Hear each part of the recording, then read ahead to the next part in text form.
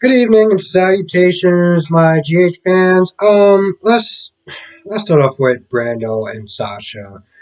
Um, um,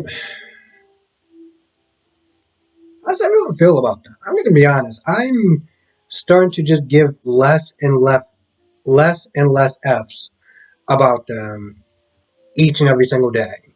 I don't know what is it about them that's just not working for me anymore. But it's just not working for me anymore. So they find out that the car, it's not going to be repaired until the morning.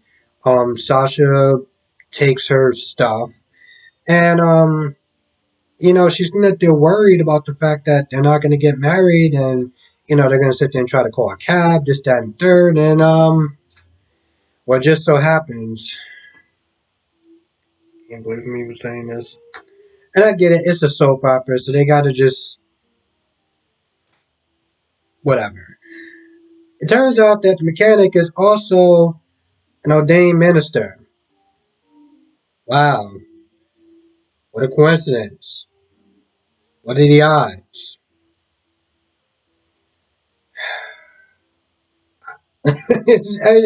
Seeing things like that is definitely just making me care less and less about those two. Long story short, they get married, and I guess some people actually care. I don't know. I'm trying not to be a dick, and I'm trying not to be a Debbie Downer, but I think the minute that they got together, I started to just not care about them, to be honest. And after the whole baby thing, which was the only thing that really connected them, after his passing or whatever, it was like, all right, now they're just kind of just together because why again? All right, cool, let's get married. Okay, well, this isn't the worst thing that I've seen on this show, so whatever. Um, Gladys is losing it, and she runs into Carly and she's like, "Oh, I need your help. I need the jet. I need something. I need you to sit there and get me to stop this wedding." And, Carly realizing that Gladys had one too many, um, they decide to go to Sonny's place. Now, Nina is telling Sonny that she is suing for visitation rights to see Wiley. And, Sonny's like, no. Like, what are you doing? But before they finish their conversation, um, they get a knock on the door and it's Carly and Gladys. And Carly just stands there and she's smiling and stuff like that. And at this point, I'm gonna be honest, I'm glad that she didn't like get an attitude or got upset or whatever she was gonna sit there and do, because let's be honest, he divorced him. Okay? He's allowed to sit there and see whoever the hell he wants to see. I know Gladys says something afterwards like, "Oh, well, I'm surprised you didn't want to sit there and pull her hair out and yada yada yada." Why? You made the choice that you made, which was the right choice to divorce him. But with that being said, you don't get to sit there and be upset every time you see Nina with Sonny. You just don't. You lost that right when you're not seeing him anymore. Um, they all tried to calm Gladys down. Um, basically Smith is saying that, listen, they're going through grief and let them make the decision that's best for them. Now, granted, I agree with Gladys as far as like, they're making the wrong decision and making it based off of grief, not off of love, which is 100% right. But at the end of the day, you can't fix that. And that's something that all three of them agreed on. Like, you can't sit there and fix that. You can't, you know, you can't control his life. And there's something else that I guess that kind of bothered me a little bit, you know, um, pretty much kind of having them tell them or telling Sasha, how to grieve and the proper way to grieve, and she's not grieving right. And it's like, who are you to sit there and tell her how to handle her emotions? It's like that conversation with Nina and Lucy talking about, oh, she's not really processing her grief well and stuff like that. I'm like, Are any one of y'all therapists? No? Then I don't understand why you're still talking about. Like, I don't understand why you're sitting there trying to tell her or, talk to each other about how she should be handling her grief. Like, that just annoys me to no end. Um, but yeah, anyway, they get married, and so that ends that. Now, because they're so far away, and they still, by the time they get a cab there, it's just going to be way too late. They decide to stay there overnight. I'm sitting there thinking they could have spiced up this thing so much more better. Like they could have made either them get kidnapped or like the couple have some sort of sinister thing where they try to, like, I don't know, spike their drink and kidnap them or something. Do something. Make these.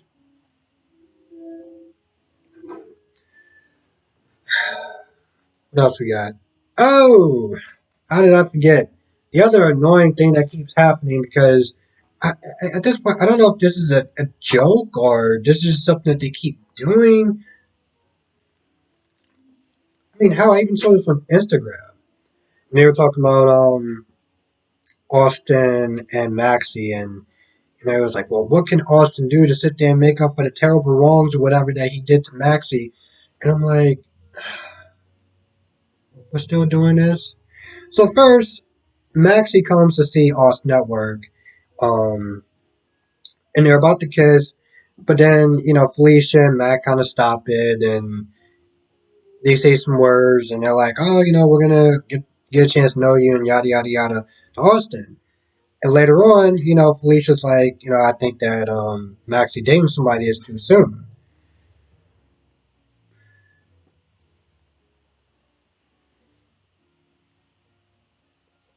Kind of just like let her do her. She'll find out either the right way or the hard way that like that she's taking it too soon. Like she knows herself best. Like I get that they're her parents, but it's like, ugh, okay, whatever. Um, and then Obrick comes in, and because they're about to sit there and kiss again. And Obrick comes in. Obrick's like, she's all like, "Oh, well, you wrong, Maxie. This, that, and the third." And I just roll my eyes, like, "Oh my god, can we somehow just fast forward past the part where everyone in the planet is blaming Austin for, the mistake that he did as far as Victor finding out that, Louise Bailey was really Louise. Like, it's so old. And I get that they need, I feel like part of the reason why they keep bringing this up is for new fans, to get people on board and understand why, you know, Maxie or the people around her are so upset with Austin for what he did. But it just gets to a point when you've been watching the show so long, it's like it just becomes kind of tired and old after a while. Anyway, she starts, saying that she's gonna get him this, that, and the third, and long story short, Maxie kind of shuts that down. Like, listen, I need you to sit there and forgive him for what, which is BS, but you need to sit there and forgive him. So she's like, all right, I'm going to let it go for you, Maxie, but I'm going to keep my eye on you. I'm like, yeah, okay, whatever. Can you just, like, go and do something else? Like, anything else other than, like, it's just old and annoying. Trust me, I was actually a lot angrier before I started this review. So this is actually the calm version of me. What else happened?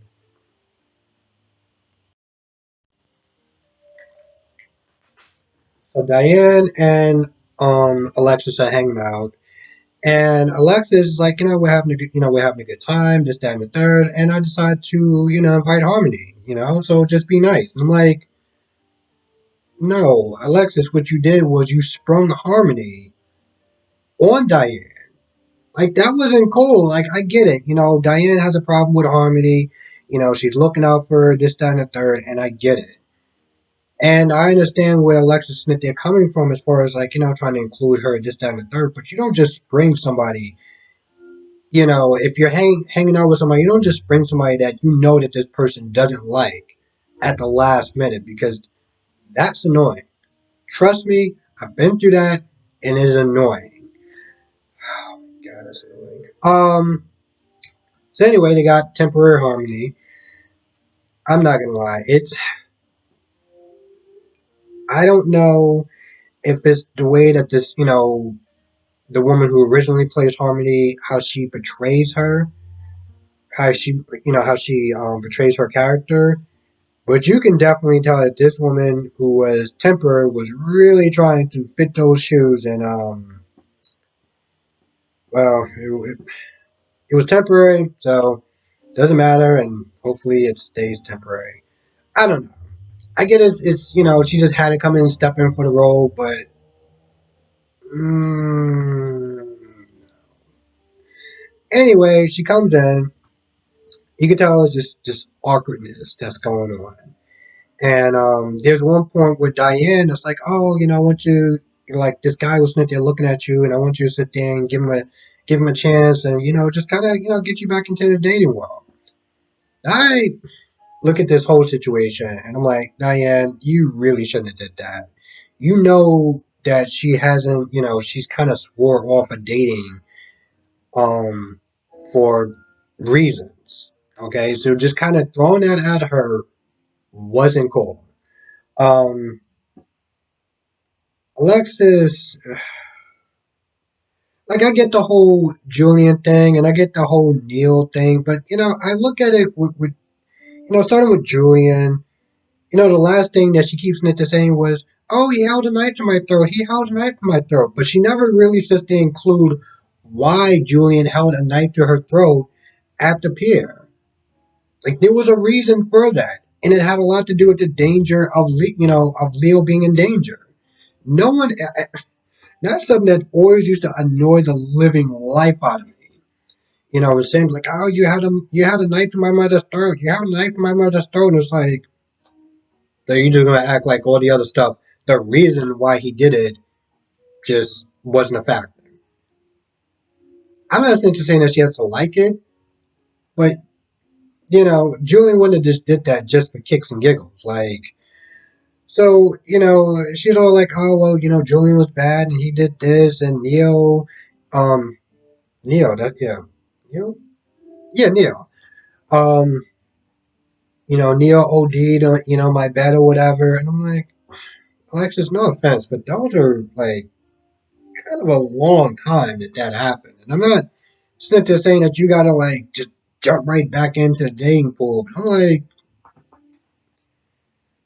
so what? You're just like, I don't want to sit there and say what I'm going to say because I feel like I'm gonna offend some people. So I'm not gonna go there. But I guess on the other hand, it's something what Harmony said, like when you're ready, you're ready. You don't have to sit there. If you're not ready to date, you're just not ready. You do you. And I gotta sit there and respect Alexis for doing that, as opposed to getting somebody involved and then kind of just going back and forth. So, to tell you the truth, I think she made the right call, and they apologized to each other. So all is forgiving, and that's that. Now Willow tells Michael that she made a mistake.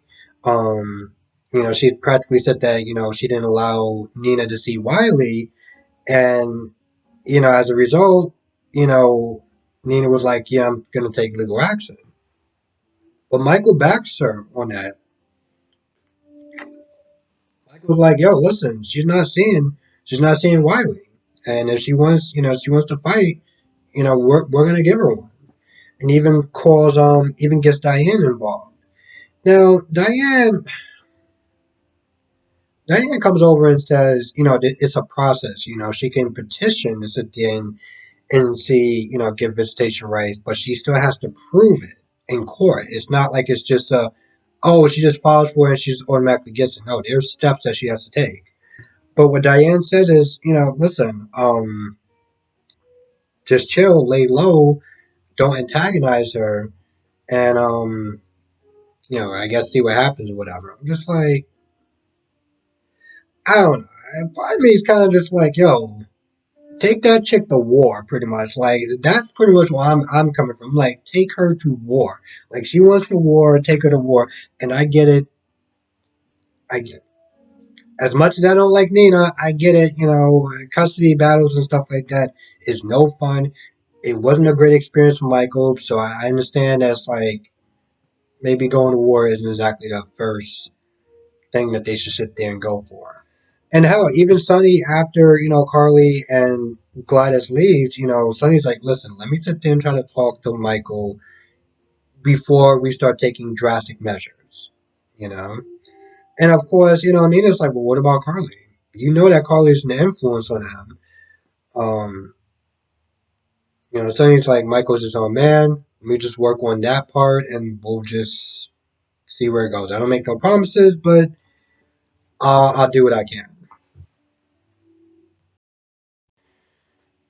So later on in the episode, after Robert and Anna are talking, they meet up with Felicia and Mac. Now, this is very interesting because I remember reading a comment yesterday talking about what happens if the plan goes sideways. Because they talk about, how they got Dante, Drew, and Sam working on trying to take, Victor down. But they're like, what happens if it goes sideways? And I remember somebody snitching saying, like, what happens if the card works to activate Drew? Because let's be honest, the card that deactivates Drew, well, it's a million miles far away, um, and I don't really see them actually getting to that. I really don't. So what happens if he activates Drew? And that's when Felicia and Anna are like, yo, listen, we're gonna go to Austin and see if we can get proof on Victor caused this and try to get him behind bars. Now, there's one point where Mac is like, like I won't allow it, or I don't want you to go, whatever. And Felicia's like, you're not like you're not the boss of me. You don't get to sit there and tell me what to do and what not to do. And I'm like, Felicia, less than I don't know a couple episodes. Weren't you sit there running the hospital room, sit there telling Mac, oh, you should be doing this, you shouldn't be doing that. But now you're gonna sit there and tell him, oh, you can't sit there and tell me what to do. Funny how that only works when it applies to him. That's yeah, that's awesome. So yeah, that's the plan. Anna and Felicia are going to be going to Austin to try to get some evidence on Victor, and maybe nice, be a nice backup plan just in case their plan fails, which I have a feeling that their plan's going to fail. Now, I do remember somebody just saying like, do they think it's going to be so easy to take Victor down? As far as Drew, Sam, and Dante, and part of me wants to sit there and say no, because Victor is older, he has more experience, but all that stuff kind of went out the window going up against Peter. So I don't know. I guess it's kind of up in the air with that one. Oh, and I forgot to mention, after they got married, Brando called Gladys, and Gladys wished them well, even though every fiber in her being was telling her not to sit there and say those words, but she was like, "Yeah, congratulations, I love you. I'll see you when you get home," and that was pretty much about it. And Nina, Sonny, and Carly kind of gave her props for her doing the right thing after they literally had to practically sit this woman down and tell her not to sit there and come at Brando with that type of energy. But again, as much as I don't like Gladys, I will sit there and say that she does have a point. She does.